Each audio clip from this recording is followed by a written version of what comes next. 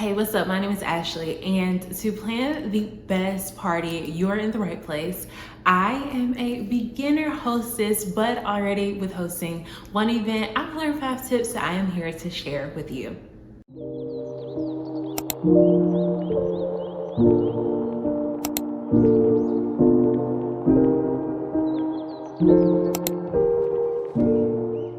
Back in February, I hosted an event here in my apartment for Galentines. I invited a few people that I knew from church that have become really good friends and hosted a Galentines event. Now, I've been very intimidated to host events, specifically in my home, because it was intimidating.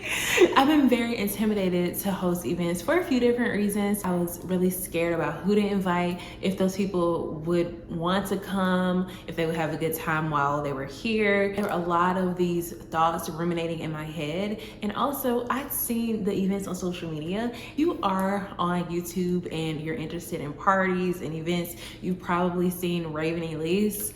I mean, chef's kiss, 10 out of 10. And so I think sometimes when you see the best of the best, it's easy to get intimidated. However, I have 5 tips for things that I implemented in my last event that I plan to implement in my event that I am hosting this summer. Let's get straight into the video. And if you find anything useful, don't forget to like, comment, and subscribe, and let me know what you're interested in seeing next. Number 1, I curated a playlist specifically for my event.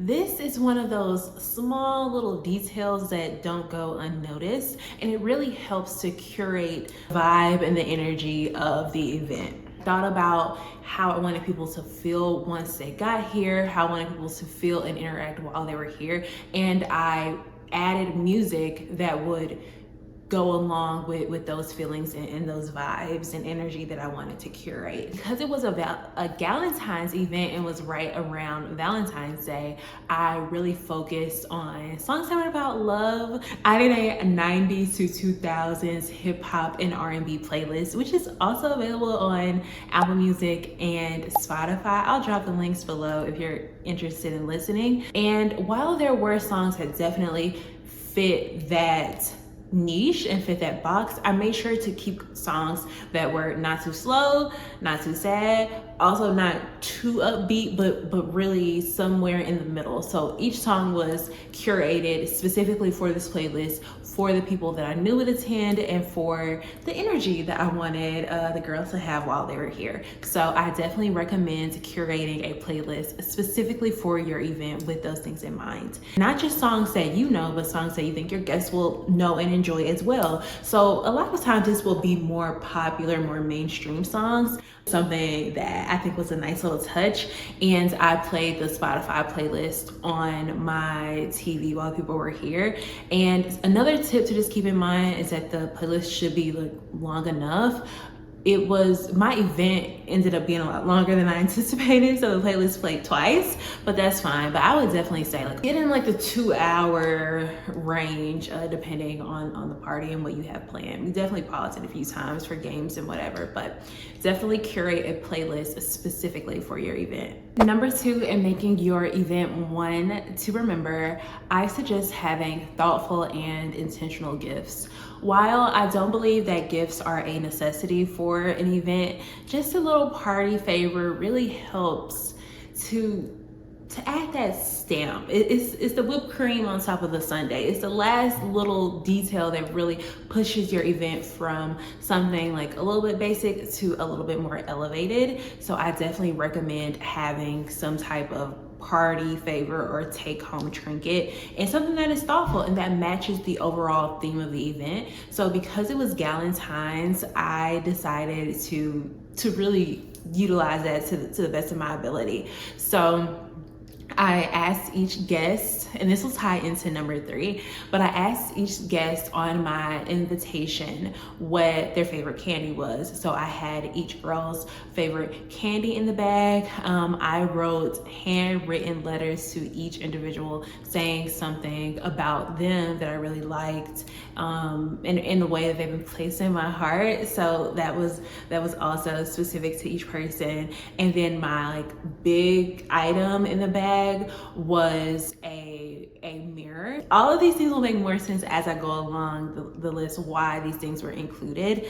I made a TikTok about it too that I can pop up in case that is useful. And I think I'm forgetting something else. It was something else in the bag.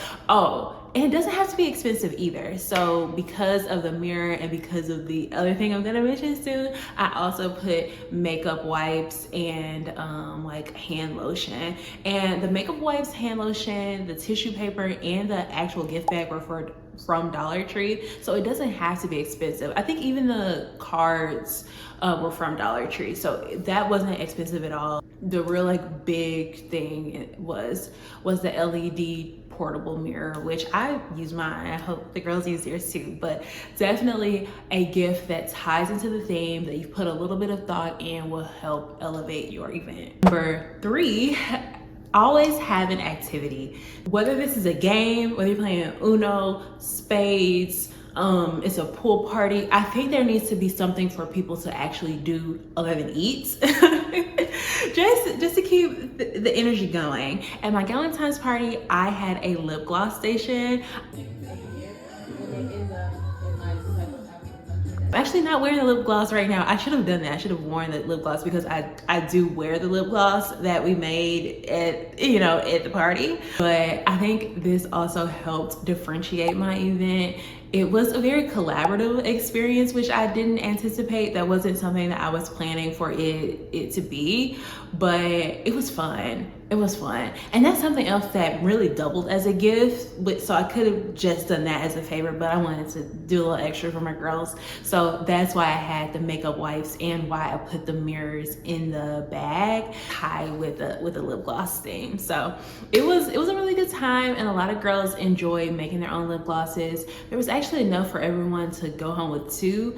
So it was good. It was good. I'm glad that we did that. Last 2 tips that I have are a bit more vague, but I definitely think are still very helpful. So coming in at number 4 is paying attention to detail. Now, this is very vague, and it differs depending on the type of event that you're hosting, on the people that you're inviting, where it's going to be. But I'll give you a few examples on things that I did that I believe that will help elevate your event.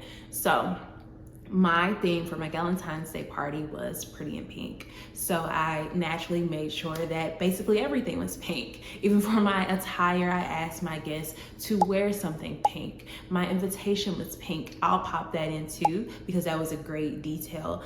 Put yourself in the shoes of your guests and think about the complete experience. If someone has never come to your home before and there is a specific place that they should park, that's information that you should give them ahead of time that can be included in the invitation. If you're going to have an event where there is a color scheme, think about little ways that you can implement this color scheme in as many places as possible. So I went to Dollar Tree and got pink plates and pink cups and pink plasticware and pink as many things as possible. I also love pink, so I'm a little biased, but paying attention to those small details, knowing that I would for sure have food left over because I am deeply Southern, and I think one of my biggest fears is hosting anything and there not being enough food for people to eat. I make sure that I had to-go boxes, also from Dollar Tree. Should Dollar Tree be the sponsor of this video? Absolutely. Don't host a party without going to Dollar Tree is my advice. That's my bonus tip, I guess, is look at Dollar Tree, especially for things that are one use and that you're not gonna need again. And it really doesn't matter as much the quality. So I made sure my girls had takeout boxes because I didn't want, to have to worry about wrapping things or whatever. No, we're just gonna a box like you could get a cookout or someplace to take your food along with you. I made sure to have little dessert plates for the desserts that were there. There are just, depending upon the event, is really going to dictate the type of details, but just a few things that I would say that are applicable to most people. If you're gonna have food left over, I hate waste. Make sure that your guests have an easy way to take food along with them. Make sure they have the address the directions and the parking details for where they need to be, and make sure that people know the attire ahead of time. Those small little things help to elevate any event, in my personal opinion. Last but certainly not least, we have number 5, balance a rigid schedule with something free-flowing. So you want a little balance of the two. You don't want anything that's too super rigid where there is no ability to go off schedule, but we don't want something so free-flowing where people don't know what to expect next. Now, I could have done a little bit better with this going into the night, but it's something that I think went well and that tighten up a bit going into my next event. While you're in your party planning phase, to go ahead and outline a timeline for how you would like the order of events to go. First, have an order. Okay, I know that people are gonna arrive, we're gonna have like little appetizers, and then I want, people to mingle, and then we're gonna eat dinner, and then we're gonna do the activity, and then we're gonna, so having an outline for how you want things to go, but then put general guidelines for how long you think those things are gonna take. This is gonna help you to dictate your start and end time for your event, how long your event should even be, if you're gonna have time to do all of these things, and just kind of be able to wrangle people from one thing to the next. And also to ensure that it makes sense that we eat our appetizer before we eat our dinner, if you're gonna do that. Or, do I wanna eat first and then do my activity? Do I wanna do my activity first? How is that gonna go? And the reason why I say to balance that, because sometimes in our heads, things should go a certain way, and then in the moment things need to be altered a little bit, and that's perfectly okay. It's a party. It's not a standardized test, okay? Things should be fun at the end of the day, and that's why you want the balance between the two. And being intentional with my guest list also helped me with this. So I have one friend that's very outgoing. She can really help keep the party going. So she made sure that we were kind of moving, swiftly from one thing to the next, because you don't want people to get bored. You don't want people to start falling asleep. You don't want people to start scrolling on their phones. So that's why you have to kind of keep people engaged in these different ways. This is going to definitely vary depending on the event, and you know your friends best. So you know who is gonna show up around what time. Are your friends usually the people that show up 10 minutes late or 30 minutes late or 10 minutes early? How should we strategize these things? It'll be up to your party and how that goes. Those are a few of the tips that I have, and in all honesty, my event had issues, okay? It was my first event that I hosted at my apartment, and there were things that did not go right. I was still setting up as people were arriving. My friends had to help me set some things up. Some of the decor didn't go as planned. Another honorable mention, anything that can be done before the day of the event, do it before the day of the event. You can do that balloon arch before the day of the event. You can buy the food before the day of the event. You can do your DIY decor before the day of the event. That is my number. That honestly should be in the 5. Whatever you can do before the day of the event, do that to save yourself so much stress, because I noticed things just started taking a lot longer than I thought that they would take. I just don't know why everything seemed to take triple the amount of time that I thought that it would. So I was scrambling last minute, but my Galentine's party, it was a success. The girls had a good time. We had very good conversation, and it lasted pretty long time, even though I had it on a Thursday, because anyway, Valentine's Day was on a Friday, and a few of the people are in relationships, and I didn't want to interfere with anything somebody else might have had going on, with their significant others. So that's what I did on Thursday. But I'm doing another event this summer, and I'll be making probably a few videos about that coming soon.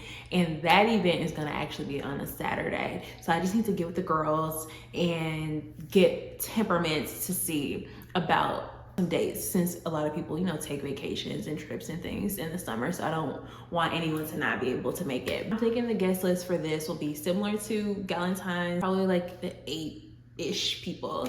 We shall see how that goes, but thank you so much for watching. If you like what you see in this video, definitely like the video, subscribe, like, comment, do all the things for your girl as I continue on this YouTube journey. So thank you so much for watching, and I will see you in the next one.